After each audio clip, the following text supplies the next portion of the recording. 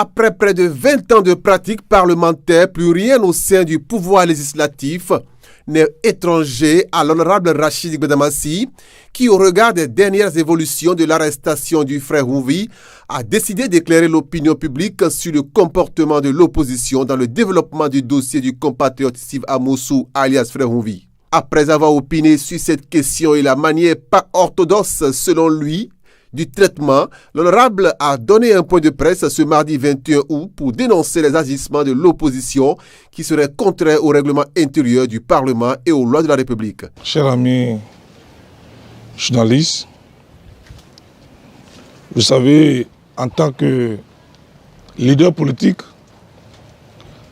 en tant que membre d'un parti, d'un grand parti politique, nous avons l'obligation d'animer la vie politique dans le sens de l'intérêt général. Animer la vie politique pour éduquer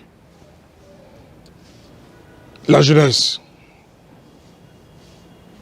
Je vous rappelle, chers amis journalistes, il y a une personnalité de ce pays, un président de ce pays, son Excellence le président Patrice Talon, a dit « Le Bénin est un pays de pagaille ». Quand il le disait à l'époque, il était incompris. Mais avec le comportement des hommes politiques, je me demande, est-ce que l'histoire ne lui donne pas raison? Parce que les partis politiques ont pour vocation la conquête et l'exercice du pouvoir d'État.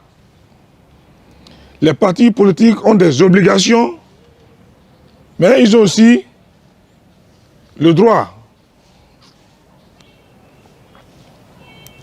Parmi ces obligations, c'est conscientiser, éduquer la jeunesse. Parce qu'un pays sans jeunesse est un pays inerte, qui n'a pas d'avenir. Parce que la jeunesse, c'est la fondation d'un pays. Et en tant qu'animateur de la vie politique, en tant que parti politique, nous devons sécuriser, nous devons éduquer la jeunesse. Et quand la jeunesse n'est pas éduquée, quand ils arrivent aux affaires, vous comprenez parfois que cette jeunesse-là déraille. Il y a de cela quelques jours, j'ai fait une analyse politique en tant qu'animateur de la vie politique, en tant que leader politique. J'ai dénoncé l'irresponsabilité parlementaire, la myopie parlementaire. J'ai dénoncé la violation du règlement intérieur de l'Assemblée nationale. J'ai dénoncé la violation de la Constitution du 11 décembre 1990 modifiée. J'ai dénoncé le comportement suspect de certains parlementaires de partis de l'opposition. Ces parlementaires souffrent de la myopie parlementaire, de par leur comportement. Ils l'ont fait par méconnaissance des textes de la République, du règlement intérieur, ou bien par ignorance. Et c'est pour ça que j'avais demandé aux partis politiques de créer une école de formation politique pour former leurs députés. Je le dis haut et fort et je demande aux responsables, au plus haut niveau des partis de l'opposition, je leur demande un débat contradictoire. J'affirme, je réaffirme que de fait, de se présenter avec l'écharpe du Parlement, avec l'attribut du Parlement, devant l'institution judiciaire, est une faute pénale. C'est une pression sur les magistrats. De fait, de se présenter devant la criette avec les attributs de l'Assemblée nationale est une violation de la Constitution. L'émission de législatif dans le judiciaire. Parce que le législatif, c'est un pouvoir d'État. C'est une institution législative. De fait de se présenter devant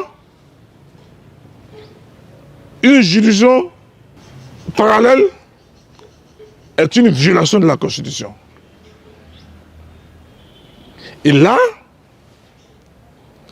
ils vont se dire, nous avons l'humilité parlementaire. Non, c'est une ignorance, une méconnaissance de la loi. Le droit parlementaire, le règlement intérieur, la Constitution a prévu les conditions dans lesquelles on peut se prévaloir de l'immunité parlementaire. En ce qui concerne l'usage de l'immunité parlementaire, il a démontré, preuve à l'appui, les conditions dans lesquelles ce pouvoir que la République octroie aux députés en fonction s'applique dans l'exercice de sa fonction parlementaire. C'est la fonction parlementaire qui est protégée par l'immunité. À partir du moment, et ils ont même parlé de l'irresponsabilité. C'est-à-dire, les actes que vous posez, les paroles que vous défendez, l'idée que vous défendez au Parlement, la loi dit que vous êtes irresponsable. Donc on ne peut pas vous poursuivre pour ça. Mais à partir du moment où vous allez devant une juridiction judiciaire pour mettre la pression, c'est déjà une violation de la Constitution, c'est une faute pénale, une faute morale, éthique, qui n'est pas digne d'un parlementaire.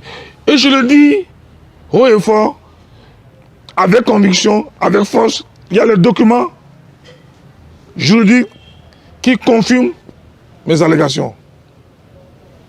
Dans l'objectif de permettre aux citoyens de comprendre ce que les députés de l'opposition qui se sont présentés à la criette avec les attributs du pouvoir auraient dû faire, l'honorable nanti de son expérience parlementaire est revenu sur ce que prévoit le règlement intérieur du Parlement en de pareilles circonstances. Quel doit être le comportement des députés de l'opposition? Quand je dis parfois ils sont élus accidentellement, quand je dis parfois ils sont élus par défaut, les gens disent parfois que c'est trop fort.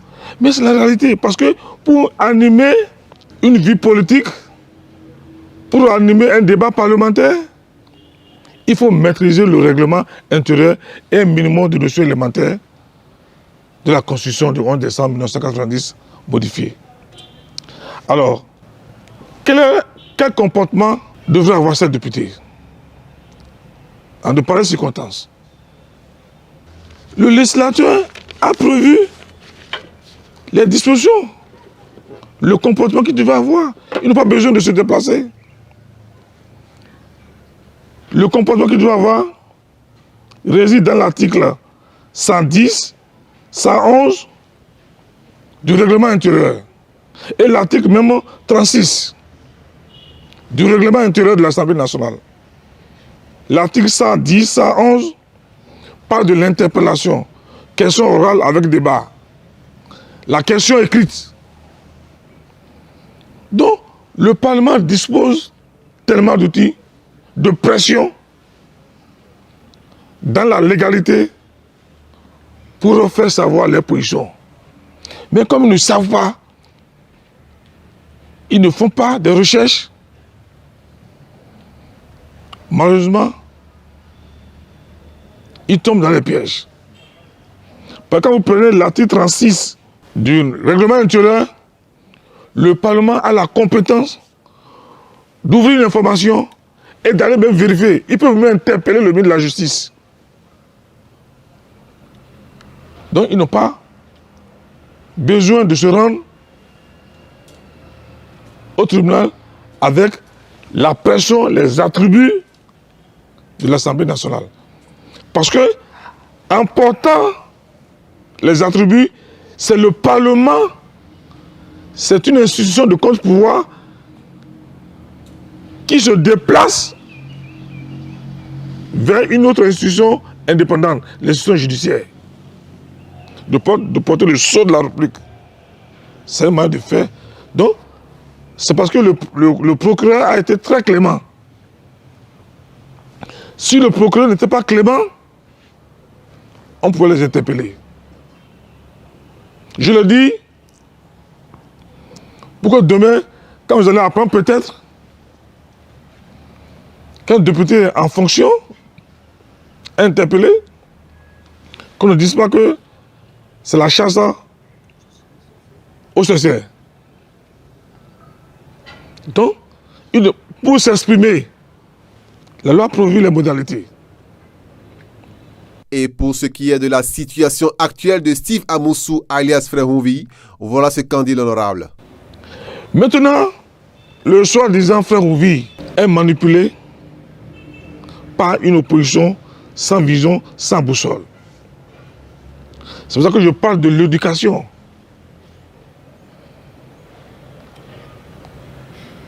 De l'éducation. Ces députés et ces partis politiques, est-ce qu'ils ont besoin de se déplacer? Est-ce qu'ils ont besoin de manipuler l'opinion publique? Le Frère Houvi a été manipulé. Et tout ce qu'il raconte depuis bientôt 8 ans, tout ce qu'il manipule depuis 8 ans, c'est clair. Vous êtes journaliste d'investigation.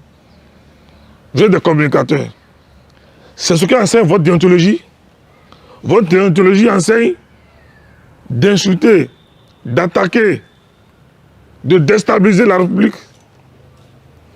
Moi, je pense en toute humilité, chacun doit répondre de ses actes. Le comportement suspect de nos amis d'en face, de l'opposition, prouve qu'ils sont en complicité avec le Frère Houvi. Et je leur demande humblement la seule manière de prouver au Frère Houvi, la seule manière de rendre l'ascension au Frère Houvi, c'est que l'opposition complice doit se constituer prisonnier. Il n'a même pas besoin qu'on les envoie une convocation. Il doit se constituer prisonnier. C'est pour ça que quand on vous envoie, il faut savoir s'envoyer. Donc ce qui s'est passé là, doit donner une leçon à la jeunesse béninoise. De ne plus se laisser manipuler par les hommes politiques. Parce que vous savez, il y a de cela quelques années, les mêmes partis d'opposition ont armé les chasseurs à tirer sur les militaires. C'est un parti d'opposition sans vision, sans boussole, qui manipule la jeunesse, qui envoie la jeunesse à la prison. Donc, c'est pour cette raison, chers amis journalistes, je vous demande humblement d'annoncer la bonne nouvelle. La bonne nouvelle, c'est que les partis politiques doivent être des exemples. Vous vous rappelez, dans ce pays, quelqu'un a dit, je vais appeler les miens, ils vont s'affronter. Je vais appeler les miens, ils vont s'affronter. Ils vont se neutraliser. Donc, je pense qu'ils sont à l'image de leur maître.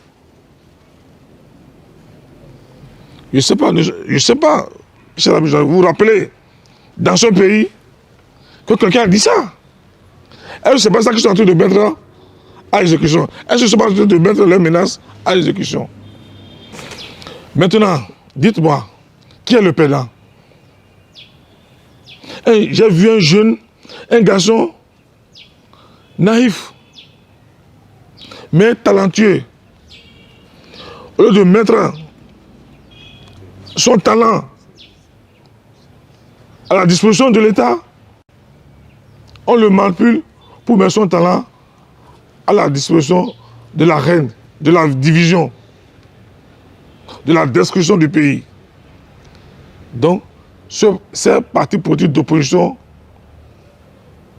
manipulent la jeunesse et la jeunesse n'a pas leur place dans ces partis politiques d'opposition. Pour finir son point de presse et prouver la véracité de cette déclaration, l'honorable appelle l'opposition à un débat contradictoire sur la question. Je tiens à préciser que ma sortie médiatique fait suite au comportement des députés de l'opposition suite à l'interpellation du frère Ovi. Parce que depuis hier, il y a eu des masturbations intellectuelles, il y a des agitations, parce que j'ai dit que les députés, en fonction, ne peuvent pas aller faire pression sur la justice. Ça, je demande un débat contradictoire. Si, de fait d'être député, institution législative leur permet d'aller faire pression sur l'institution judiciaire, la pression, c'est un comportement. De fait de mettre les attributs. C'est comme si, au Parlement, les députés votaient une loi et que l'institution judiciaire vient faire pression. Ça ne se fait pas. Ils l'ont fait par ignorance, par méconnaissance. Et c'est pour ça que je veux parler des députés myopes qui ne maîtrisent pas du tout le règlement intérieur. Il ne sert à rien de se faire appeler député.